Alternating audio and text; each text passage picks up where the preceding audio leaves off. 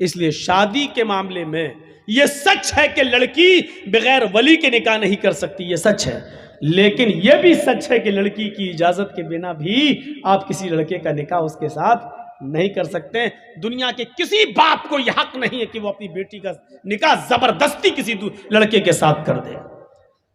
آپ کی بیٹی اگر اس لڑکے کے ساتھ نکاح نہیں کرنا چاہتی تو وہ نکاح نہیں مانا جائے گا، چاہے کتنی آپ اجازت دے دیں، کہہ دے باپ کی اجازت ہے، بنی رہے باپ کی اجازت، اگر لڑکی راضی نہیں ہے تو باپ کی اجازت کی کوئی حیثیت نہیں ہے، باپ کی اجازت بیکار ہے۔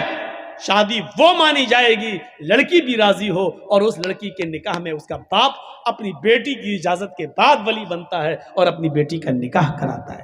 لیکن وہ بھی طریقہ غلط ہے کہ باپ نے لڑکی کی شادی میں شرکت نہیں کی اور باپ کو لڑکا پسند نہیں ہے تو لڑکی بھاگ کر کولڈ میرج کر لے اور دوسرا نکاح کر لے، جا کر ادھر ادھر نکاح کر لے، وہ بھی نہیں ہے۔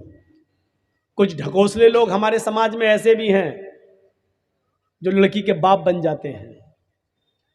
ایک ہمارا لڑکا کسی دوسرے کے گاؤں سے کسی کی لڑکی بھگا کے لے آیا، اب اس گاؤں میں کہہ دیا اگر یہاں آئے گی تو ٹانگیں توڑ دیں گے، یہاں آئے اب اس کا مرا ہوا منہ بھی ہم دیکھنا گوارا نہیں کریں گے، باپ نے کہہ دیا۔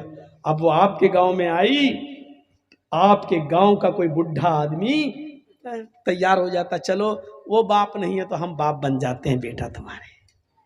یہ بڈھا سب سے پہلے جہنم میں لتیایا جائے گا، جو باپ بنا۔ تیرے باپ بننے سے تیری بیٹی نہیں ہو جائے گی۔ اتنا یاد رکھنا، یہ سماج کے اندر سب سے بڑا ظلم ہے، اور لڑکیوں کو جو فرضی ماں باپ مل جاتے ہیں، یہ حوصلے مل رہے ہیں ان کو، یہ حوصلے ملتے ہیں، اس لیے وہ بھاگ جاتی ہیں گھر سے۔ ارے اس گاؤں میں جائیں گے تو فلاں کا باپ ہمارا باپ بن ہی جائے گا، یہاں سے حوصلے ملتے ہیں اور لڑکیاں بھاگنا شروع کر دیتی ہیں اپنے گھروں سے زیور لے کر۔ اللہ ان بڈھوں کو عقل سلیم عطا فرمائے جو باپ بن جاتے ہیں۔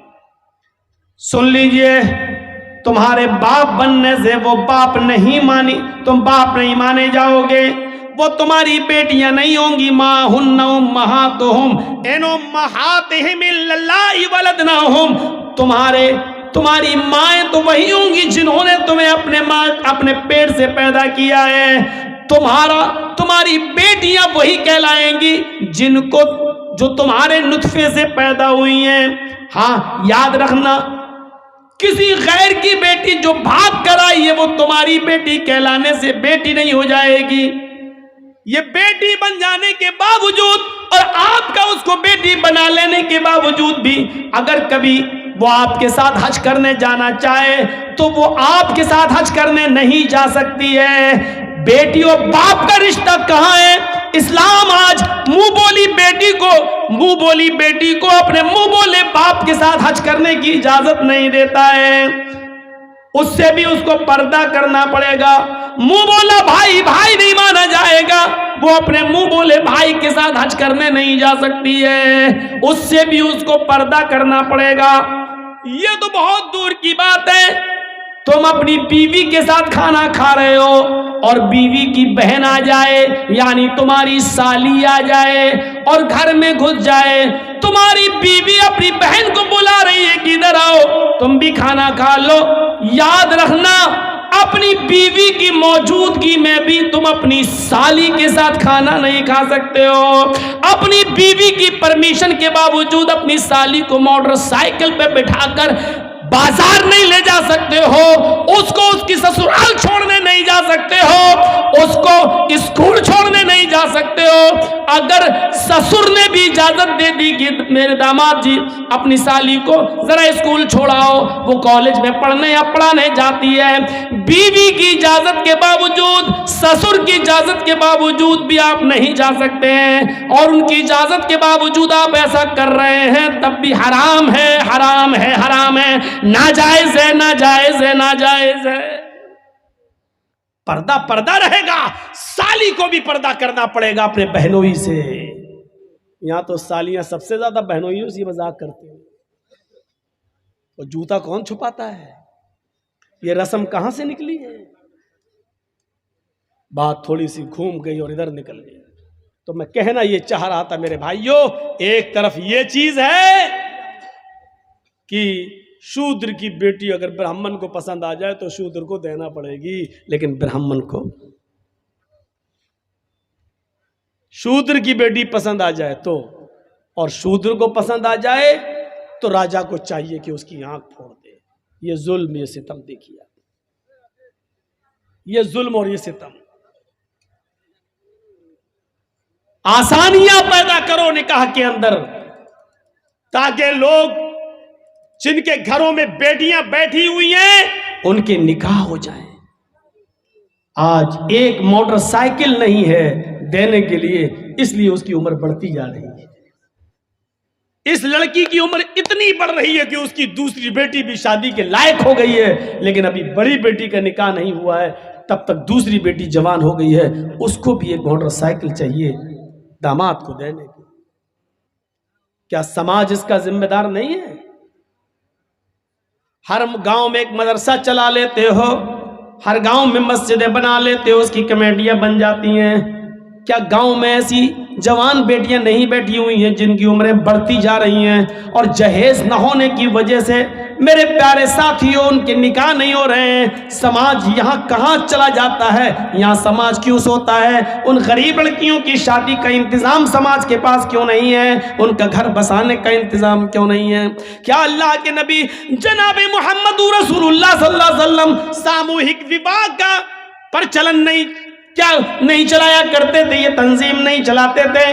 मेरे भाइयों, अल्लाह के नबी जिसको जहां भेजते थे और कहते थे कि फला घर वालों से कहना कि अल्लाह के नबी ने मुझे भेजा है और आपके घर में एक बेटी है, वो मुझसे शादी कराना चाहते हैं, आप उनकी शादी कर दीजिए। आपने जुलैबीब का वाकया सुना होगा। जुलैबीब जो शक्ल सूरत में बहुत ज्यादा काले कलूटे थे, वो जुलैबीब जिनकी शक्ल सूरत जो लड़की देखती निकाह का पैगाम ठुकरा देती और निकाह करने से मना कर देती। अल्लाह के नबी ने एक मर्तबा जुलैबीब से कहा, जुलैबीब क्या बात है, तुम्हारी उम्र बढ़ती जा रही है और तुम निकाह नहीं कर रहे हो? जुलैबीब ने अपनी बात बताई कि अल्लाह के रसूल ऐसा ऐसा मामला है, मैं जिस घर में पैगाम भेजता हूँ जब लड़की मेरी शक्ल देखती है तो निकाह का इनकार कर देती है। आपने कहा जाओ फला फला मदीने के फला फला घर में जाओ, वहाँ एक बहुत ही खूबसूरत एक सहाबी की बेटी रहती है, उस सहाबी से कहना कि मुझे अल्लाह के रसूल ने भेजा है और मेरा ये लेटर, मेरा ये खत उसको दे देना, मैं इसमें तुम्हारे निकाह की बात लिख रहा हूं। जुलैबीब अल्लाह के नबी सल्लल्लाहु अलैहि वसल्लम का लिखवाया हुआ खत जुलैबीब लेकर जाते हैं और मदीने के उस घर में पहुंचते हैं जिस घर के अंदर एक लड़की है और वो भी बहुत खूबसूरत अंसारी बेटी।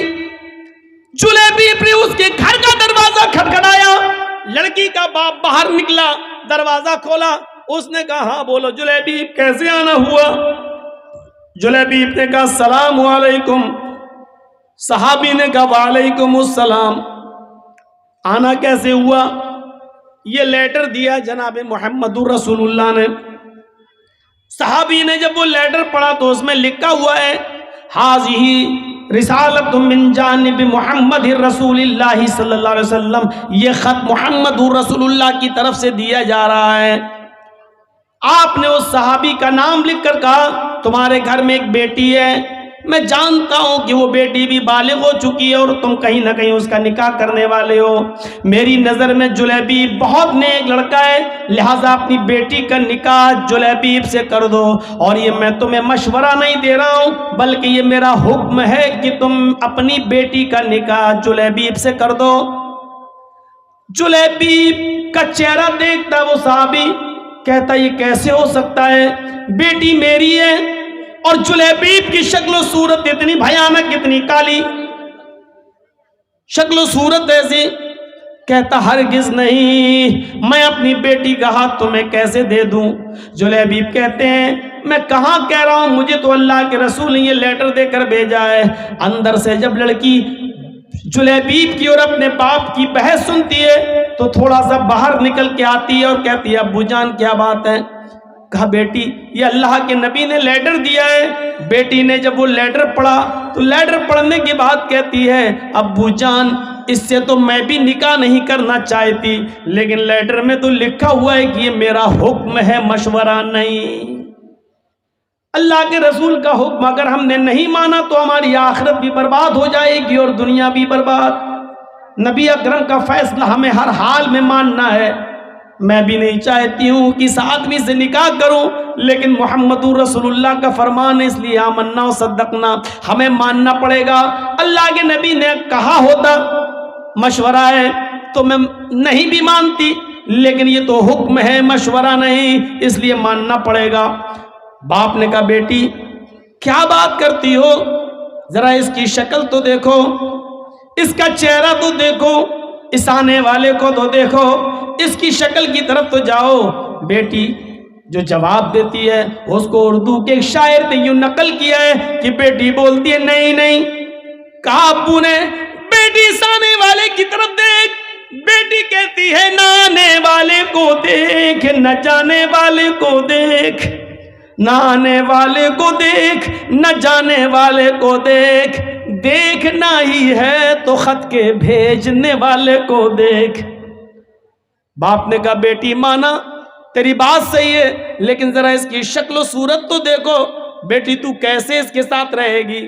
بیٹی کہتی ہے مانا کی شکل ہے اس کی بدصورت، مانا کی شکل ہے اس کی بدصورت اور جسم ہے اس کا ماند، مانا کی شکل ہے اس کی بدصورت اور جسم ہے اس کا ماند، مگر خط کا بھیجنے والا تو ہے 14ویں کا چاند۔ مجھے اس سے کیا مطلب، مجھے تو حکم رسول کی پابندی کرنا ہے، جناب محمد رسول اللہ کی بات ماننا ہے۔ پھر لڑکی کا باپ مجبور ہوتا ہے بیٹی اگر تو تیار ہے تو پھر میں بھی تیار ہوں، میں بھی اپنی آخرت برباد نہیں کرنا چاہتا۔ اور اس باپ نے اپنی بیٹی کا نکاح اللہ کے رسول کے بھیجے ہوئے اس قاصد حضرت جلیبیب سے اپنی بیٹی کا نکاح کر دیا۔ اس بیٹی کا بیان ہے کہ جلیبیب سے اللہ کے نبی نے مجھے جو نکاح کرایا ہے، اس جلیبیب نے مجھے اتنا پیار دیا، اتنا پیار دیا کہ میری زندگی ایک مثال بن گئی۔ جلیبیب کے ساتھ میرے نکاح میں اللہ نے وہ برکتیں رکھی تھیں، وہ برکتیں رکھی تھیں جس کا تصور ہم نہیں کر سکتے تھے۔ تو میرے پیارے ساتھیوں، حکم رسول دیکھو، شادی کے اندر آسانیاں پیدا کرو، اپنی بچیوں کے لیے بھی اور اپنے بیٹوں کی شادیوں میں بھی آسانیاں پیدا کرو۔ اللہ کے نبی نے فرمایا سب سے بابرکت نکاح وہ ہے جس کے اندر خرچہ سب سے کم ہو۔ حدیث دیکھ رہے ہیں، سب سے بابرکت نکاح وہ ہے، سب سے زیادہ برکت والا نکاح وہ ہے جس میں خرچہ سب سے کم ہو۔ اس کا الٹا مفہوم کیا ہوگا؟ آپ نے کبھی سوچا؟ اس کا الٹا مفہوم نکالو تو کیا ہوگا؟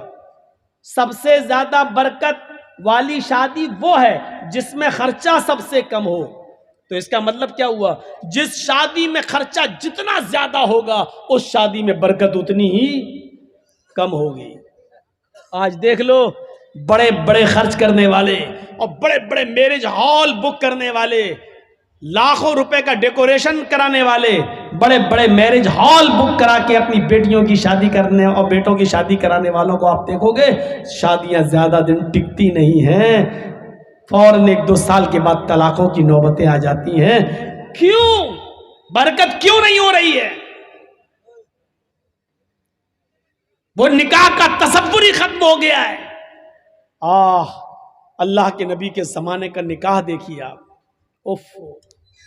آپ تصور کریں گے ایسا نکاح؟ ایک عورت آئی اور اللہ کے نبی کے پاس آ کر بیٹھ گئی، اس کے نہ باپ تھے نہ بھائی تھا، کوئی نہیں تھا، چچا کوئی نہیں تھا۔ اب وہ چاہتی تھی کہ میں اللہ کے رسول کی بیوی بن جاؤں، میرا نکاح اللہ کے رسول کے ساتھ ہو جائے۔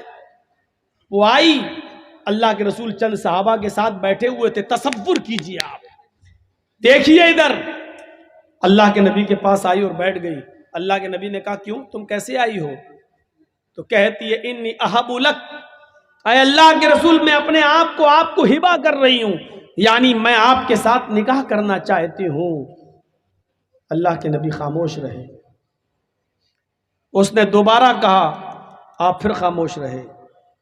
اس نے تیسری بار کہا اللہ کے رسول میں آپ سے شادی کے لیے آئی ہوں، نکاح کرنا چاہتی ہوں۔ تو صحابی بیٹھے ہوئے تھے بغل میں، کہتے ہیں اللہ کے رسول یہ عورت 3 بار کہہ چکی میں آپ سے نکاح کرنا چاہتی ہوں، آپ کچھ بول ہی نہیں رہے۔ ارے کرنا ہو تو کریے، نہیں کرنا ہو تو جواب دے دیجئے۔ آپ نے کہا کہ نہیں میں تو نہیں کر سکتا، میری کافی ہے، اب مجھے ضرورت نہیں ہے کسی اور بیوی کی، اب میں شادی نہیں کر سکتا۔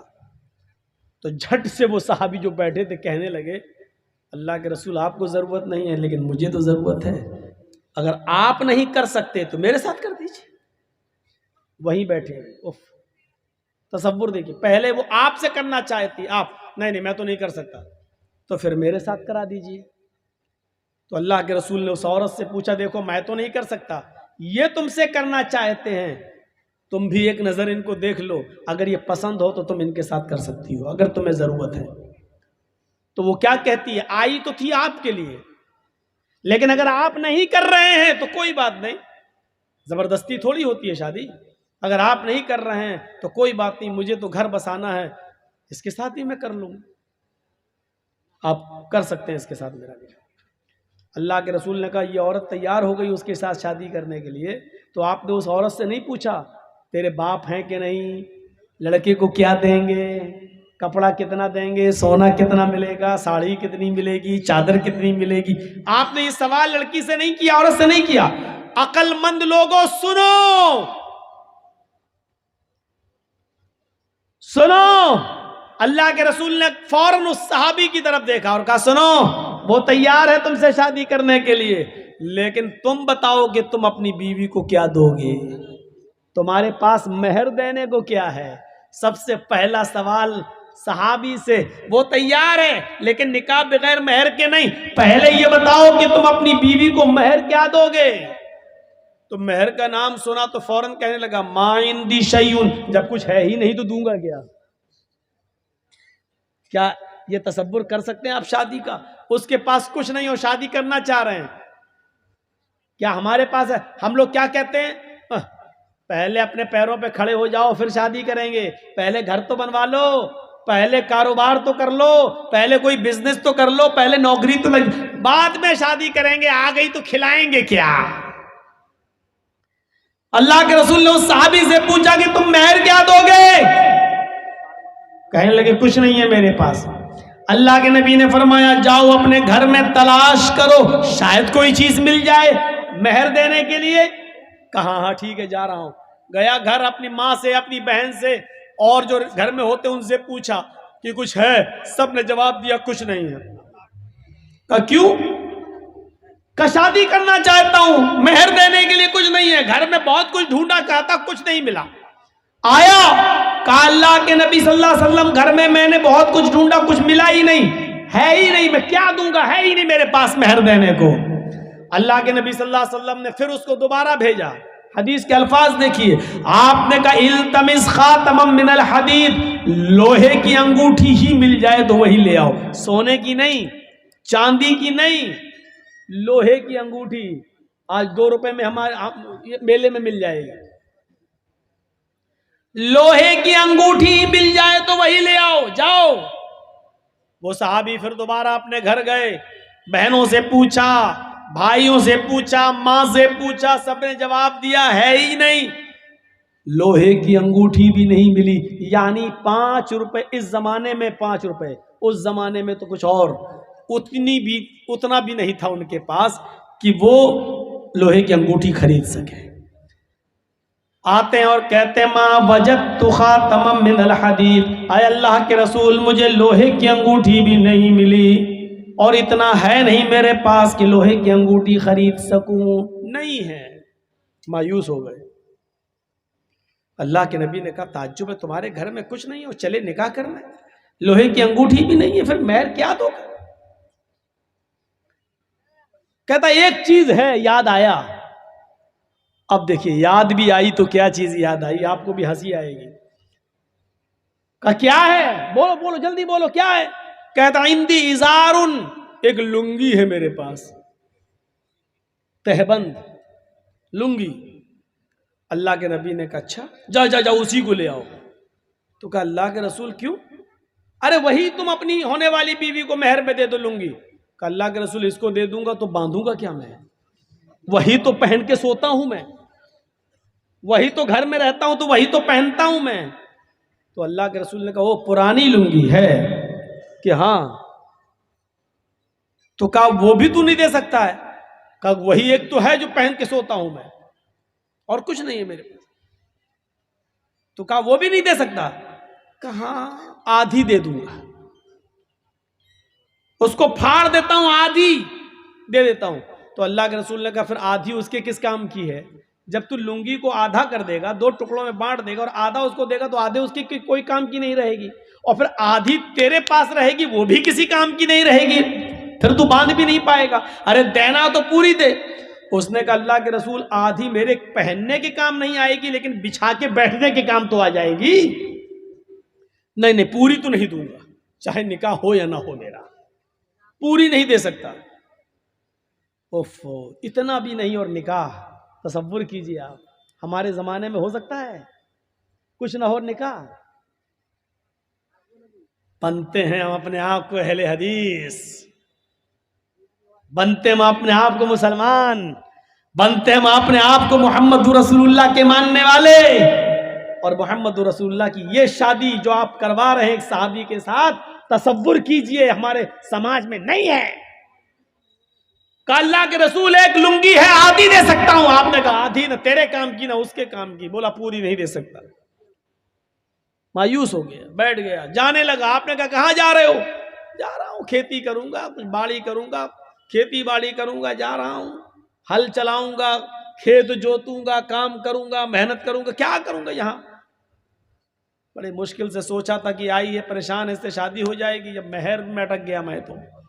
آپ نے کہا ادھر آؤ، اگر تیرے لیے محمد رسول اللہ کی شریعت نے بھی کوئی راستہ نہ نکالا تو کون راستہ نکالے گا؟ پھر تیرے لیے کون سا مذہب راستہ نکالے گا؟ پھر کون سا دین تیرے لیے راستہ نکالے گا؟ کیا کسی کے پاس کچھ بھی نہ ہو تو کیا اس کو شادی کرنے کا حق نہیں ہے؟ کیا اس کو اپنی پاکیزگی کے ساتھ زندگی گزارنے کا حق نہیں ہے؟ بیٹھو۔ بیٹھ گیا۔ آپ نے کہا یہ بتاؤ تمہیں قرآن کتنا یاد ہے؟ اور سنو مسلمانوں، چادر نہیں ہے، لوہے کی انگوٹھی نہیں ہے، کپڑا نہیں ہے، کرتا نہیں ہے، پیجامہ نہیں ہے، پورے گھر کا سرمائے میں ایک لنگی ہے، وہ بھی پرانی، اور وہ بھی پوری کی پوری دینے کے لیے تیار نہیں ہے۔ سونا نہیں، چاندی نہیں، کپڑا نہیں، دولت نہیں، ان سب چیزوں سے وہ دور تھا۔ لیکن جب اللہ کے نبی نے اس سے پوچھا کہ تمہیں قرآن کتنا یاد ہے بتاؤ، تو جھٹ سے بولا اے اللہ کے نبی قرآن میں ہمیں سورہ ملک یاد ہے، سورہ حشر یاد ہے، سورہ نبا یاد ہے، سورہ حاقہ یاد ہے، سورہ جمعہ یاد ہے، سورہ منافقون یاد ہے، سورہ قیامہ یاد ہے۔ آپ نے کہا کہ تمہیں اتنی صورتیں منہ زبانی یاد ہے؟ فرمایا کہا پھر بھی کہہ رہے ہو کہ میرے پاس کچھ نہیں ہے، تمہیں یہ صورتیں یاد ہیں؟ کہا کیا تم یہ صورتیں اپنی ہونے والی بیوی کو سکھا دو گے؟ کیا اس کو بھی یاد کرا دو گے؟ کہا ہاں، اس میں کیا بڑی بات ہے، جو ہمیں یاد ہے وہ اس کو بھی یاد کرا دوں گا۔ آپ نے فوراً اس عورت سے کہا اے اللہ کی بندی، تیرے ہونے والے شوہر کے پاس مال نہیں ہے، سونا نہیں ہے، چاندی نہیں ہے، انگوٹھی نہیں ہے، کپڑا نہیں ہے، ساڑی نہیں ہے، زیورات نہیں ہے تجھے دینے کے لیے، لیکن ہاں اس کے پاس قرآن کی صورتیں جو تجھے یاد کرا سکتا ہے۔